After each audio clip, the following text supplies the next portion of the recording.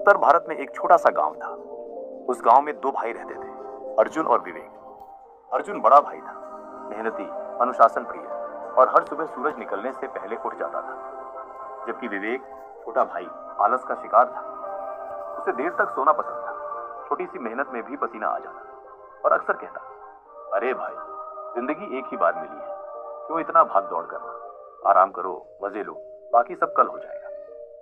गांव में ज्यादातर लोग खेती बाड़ी करते थे। अर्जुन रोज सुबह खेतों में हल चलाता, मिट्टी में पसीना बहाता और शाम को घर आकर पढ़ाई करता। वह सपना देखता था, एक दिन मैं इस गांव का नाम रोशन करूंगा। दूसरी तरफ विवेक सुबह देर तक सोता, दिन भर चौपाल पर दोस्तों संग ताश खेलता और दूसरों पर हंसकर कहता, तुम सब पागल हो, इतनी मेहनत किस लिए कर रहे हो, आराम सबसे बड़ी दौलत है।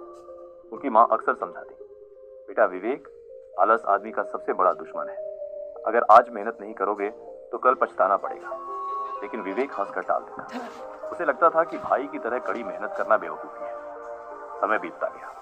गांव में एक दिन खबर आई कि सरकार की तरफ से खेती प्रतियोगिता होने वाली है। जिस किसान की फसल सबसे अच्छी होगी उसे इनाम मिलेगा और साथ ही जिला स्तर पर नौकरी का मौका। अर्जुन ने यह सुना और पूरी ताकत झोंक दी। सुबह से रात तक खेत में मेहनत की, नए तरीके अपनाए, खाद पानी समय पर दिया।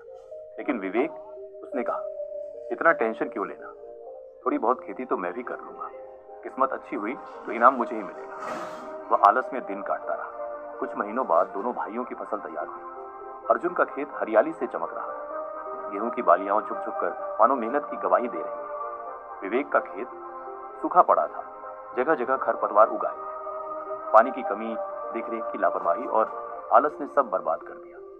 प्रतियोगिता का दिन आया। गांव भर के लोग इकट्ठा हुए। जजों ने दोनों भाइयों की फसल देखी। अर्जुन की मेहनत ने उसे पहला इनाम दिलाया, 20,000 रुपये नकद और जिला कार्यालय में नौकरी। गांव वाले तालियां बजाने लगे। सब अर्जुन को बधाई देने लगे। विवेक वहीं खड़ा था, शर्म से सिर झुकाए। उसके खेत की हालत देखकर जजों ने कहा, यह आलस का नतीजा है, मेहनत के बिना कुछ नहीं मिलता। रात को घर लौटते समय मां ने विवेक से कहा, बेटा आज देख लिया ना, अर्जुन ने पसीना बहाया और फल पाया, और तूने आलस किया तो तुझे शर्म मिली। विवेक की आंखों में आंसू आ गए। उसे एहसास हुआ कि उसका आलस सिर्फ उसका ही नहीं, माँ बाप का भी सिर झुका रहा है। उस रात उसने नींद नहीं ली। उसने सोचा, अगर अब भी नहीं बदला तो जिंदगी भर हार ही मिलेगी। अगली सुबह सूरज निकलने से पहली बार विवेक जल्दी उठा। अर्जुन ने देखा तो हैरान हुआ। विवेक ने कहा, भाई आज से मैं भी तेरे साथ मेहनत करूंगा, अब आलस को अपनी जिंदगी से निकाल दूंगा। अर्जुन मुस्कुराया और बोला, यही असली जीत है भाई। हार तो सिर्फ तब होती है जब इंसान मान ले कि अब कुछ नहीं हो सकता। दिन बीतते गए।